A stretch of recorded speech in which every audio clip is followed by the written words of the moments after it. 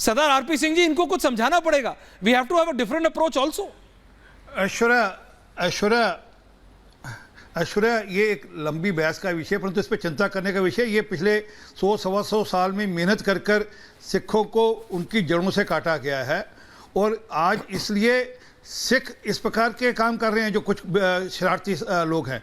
तो इसलिए मैं शुभ को दोष नहीं देता, क्योंकि उसको जानकारी नहीं कि सिक्खी क्या है, गुरसिक्खी क्या है, गुरबानी क्या है, साहब श्री गुरु ग्रंथ साहब में क्या लिखा है, और उसकी जानकारी नहीं। उसको शायद यही जानकारी नहीं होगा कि हिंदुस्तान शब्द पहली बार अगर कहीं किसी ग्रंथ में लिखा गया, दर्ज किया गया, तो साहब श्री गुरु ग्रंथ साहब में लिखा गया। उससे पहले किसी ग्रंथ में हिंदुस्तान शब्द ही नहीं है। परंतु उसको ये सब समझ में नहीं आएगा, क्योंकि ना गुरबानी पढ़ाई जा रही है, ना गुरबानी सिखाई जा रही है।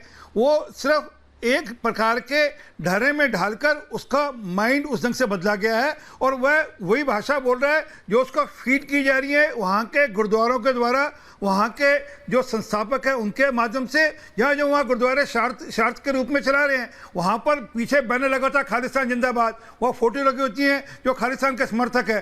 तो सारी की सारी सोच उसी प्रकार चलेगी। जब आप छोटे होते हुए उसी गुरुद्वारे मत्था देख रहे हो या खालिस्तान जिंदाबाद लिखा है, तो आपकी सोच उसी प्रकार बढ़ेगी।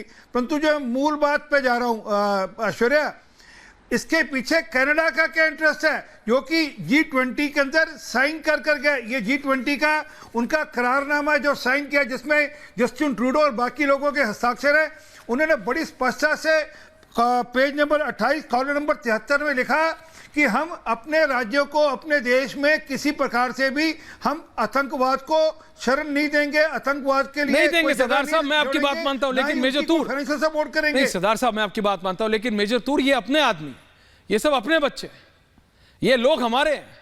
कनाडा में पाकिस्तानी जो बैठे हैं, वो कटोरा लेके जो पैसा जाते हैं अपने लोगों के लिए, उनको भूखा मार के आतंकवादी गतिविधियों के लिए, ड्रग वॉर, गैंग वॉर सब चल रहा है। पर ये अपने बच्चे, इनको समझाना पड़ेगा।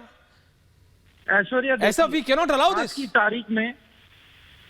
तारीख में ऐश्वर्या, जो बच्चा फॉरेन जा रहा है जनरल साहब को भी करके, जी सर, उसके सर पे, उसके खानदान के सर पे लोन है, क्योंकि उन्होंने अपनी जमीन गिरवी रखी है। बिल्कुल है। उस बच्चे पे बहुत प्रेशर होता है, उस बच्चे के ऊपर बहुत प्रेशर रहता है जब वो कनाडा पहुंचता है, नंबर 1।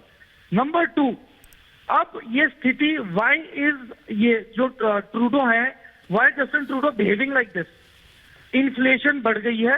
पहले 5000 कनेडियन डॉलर में बंदा कंफर्टेबली गुजारा कर लेता था। आज की तारीख में उसी इन्फ्लेशन की वजह से minimum dollars required for survival हो गया है अब $10,000।